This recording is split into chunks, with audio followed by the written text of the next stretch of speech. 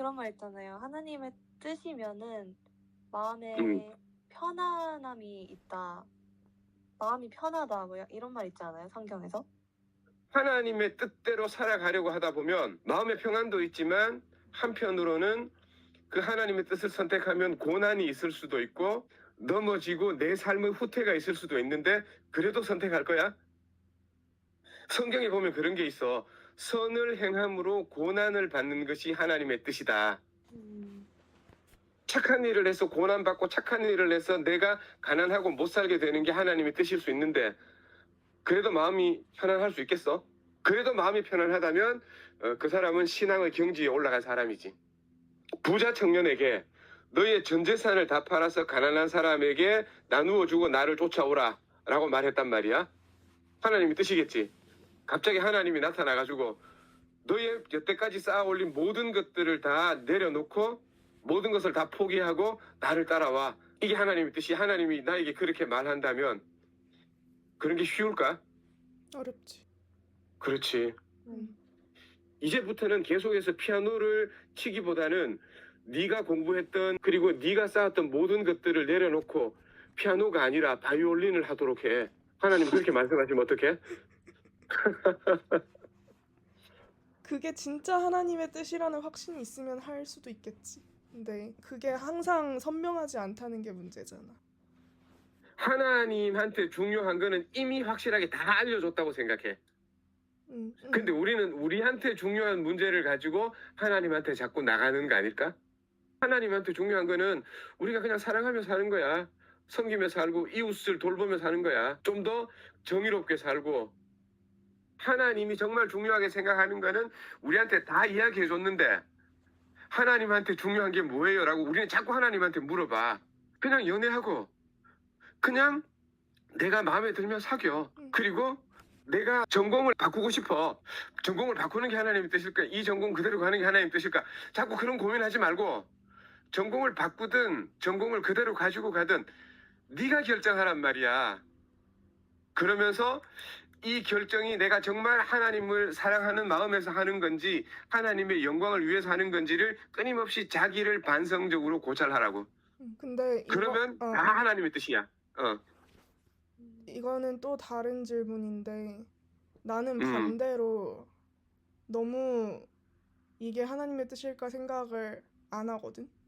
근데 어떤 식이냐면 어차피 다 하나님 뜻대로 되겠지 하면서 그냥 살아가거든. 이 태도에도 좀 문제가 있을 수 있지 않을까?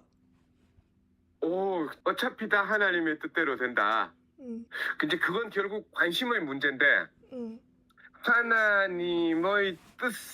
하나님의 뜻에 대한 관심이 정말 너무너무 많아. 그러면서 내가 어떤 행동을 하든 하나님이 결국은 하나님의 뜻을 실현하시는 방식으로 내 인생을 이끌어 갈 거야. 이런 믿음으로 한다면 그건 좋은 태도지 오히려. 그래서 이게 믿음인지 아니면은 회피인지 잘 모르겠어. 그래, 하나님의 뜻을 열심히 물어보는 것이 회피일 수도 있는 것처럼 네가 그렇게 뭘 어떻게 하든 다 하나님의 뜻대로 되겠지 뭐 라고 하는 것도 오히려 또 다른 형태의 회피일 수도 있겠네. 그런 생각은 내가 별로 안 해본 것 같네. 아빠도 약간 그런 느낌이거든. 내가 선택하고 믿음으로 선택하고 뭐 다 하나님 뜻대로 되겠지. 나도 약간 그런 편인데. 어느 방향이 맞는지는 또 어느 방향이 맞는지도 결정할 수 없다. 우리의 선택에 있는 거지. 그렇지. 근데 제가 예를 들어서 자유롭게 배우자를 제가 선택을 해요. 근데 그 배우자를 만났는데 너무 결혼 생활이 불행하고 힘들어요. 그러면 그것도 하나님의 뜻인 거예요? 아주 넓은 의미에서는 그것도 하나님의 뜻 아닐까? 그러면은 이 세상에서 좀 가난하다든가 좀 불행을 겪는 모든 사람들, 이제 기독교인들 기준으로 불행을 겪는 모든 사람들은 하나님의 뜻대로 순종하지 않았기 때문에 그런 불행을 겪는 걸까? 예를 들어서 배우자를 선택했는데 하나님의 뜻이 아닌 배우자를 선택했어. 그래서 내가 불행해. 그러면은 뭐 예를 들어서 내가 과거에 어떤 하나님의 말씀대로 순종하지 않고 하나님의 뜻대로 행하지 않았기 때문에 내 연봉도 낮고 내가 또 이런 불행을 겪고 내가 이런 질병을 가지게 되고 그런 걸까? 하나님의 뜻대로만 살면 나는 무조건 행복해지는 걸까? 아까도 이야기했듯이 선을 행함으로 고난을 받는 것이 하나님의 뜻일 수 있다고 했잖아. 네. 그러니까 내가 어떤 고난을 받는 것도 하나님의 뜻일 수 있지. 그러니까 하나님의 뜻을 따른다고 무조건 다 잘 되고 이런 게 그런 게 아닐 수 있다. 이렇게도 생각이 들기도 하는데 내가 고난을 당하고 있을 때 이것조차도 하나님의 뜻이라고 생각을 하는 것에서 아까 말했던 평안이 오는 걸 수도 있지 않을까라는 생각도. 그게 정답이지. 그거지. 내가 잘 됐어. 정말 이 하나님의 뜻대로 했더니 이렇게 잘 돼. 정말 너무 하나님께 감사해. 평안이 와. 내가 못됐고 내가 너무 고생을 많이 해. 그래도 이것도 하나님의 뜻일 수 있어. 하나님의 뜻에 따라서 걸어가는 삶 가운데에서 이런 고난이 와. 하나님의 주권을 인정해. 그러면 그 안에서 이 평안과 위로가 올 수도 있지. 결과는 똑같아. 하지만 우리는 내가 행복하고 잘 되고 그 다음에 내 마음의 평안도고 이런 쪽을 더 많이 원하겠지 우리 인간들은. 그렇지. 그렇죠. 네. 그러니까 그런 것- 그렇게 되고 싶어서 하나님의 뜻을 순종하는 마음이 많이 있는 것 같아요, 사람들이. 그렇지. 그러니까 그런 마음에만 너무 기울어져 있다 이거지. 내가 가지는 불만은. 고난 가운데에서 어려움에 처했을 때에도 그 마음에 평안이 있을 수 있고 그것도 하나님의 뜻이라고 인정할 수 있는 태도, 그것이 진정한 신앙적인 태도가 아닌가라고 생각한다고. 근데 하나님의 뜻을 순종하면 복이 온다고 하잖아요. 그러면 그 복은 무슨 복이에요? 하늘의 복이지. 하나님과 더 가까워지는 복이지. 하나님을 더 많이 알게 되는 복이지. 하나님께 더 영광을 돌리게 되는 복이지. 나한테 오는 그런 선물 같은 게 세상에 좋은 것이 아니라 하나님과의 그런 관계? 하나님과의 관계. 예. 음. 하나님이 내 영혼과 내 마음을 가득 채우고 내 영혼을 더 깨끗하게 만들어 주시는 그런 복을 말하는 거지. 성경의 복은 거의 대부분이 그런 거야. 설령 물질적인 복을 주신다고 해도 뭐 땅을 더 많이 준다, 뭐 구약에 그런 거 많거든. 그런 모든 것들은 하나님과 나 사이의 영적인 관계에 대한 하나의 상징 같은 것이다. 생각 외로 우리들은 그런 이 땅에서 잘 되는 것, 물질적인 축복에 관심을 너무 많이 가지고 있다, 사람들이. 그 관심 좀 없어져야 진정으로 하나님과의 관계가 가까워질 수 있을 것 같다. 그런 생각을 많이 해. 근데 기도할 때 계속 하나님의 뜻이 뭔지 알려주세요 이런 기도를 되게 많이 들었어가지고 그럼 그런 기도 굳이 할 필요가 없는 거네요. 굳이 그런 기도 안 해도 된다고 생각하는 편이고 나는. 하지만 뭐 그런 기도를 해도 되지. 그런 하나님의 뜻이 뭐예요? 라고 기도를 하는 거는 끊임없이 내가 하나님의 뜻에 순종하겠다고 나 자신을 다그친다고 해야 되나? 그런 효과는 분명히 있을 거라고 생각을 해. 하나님의 뜻대로 살아가게 해주세요.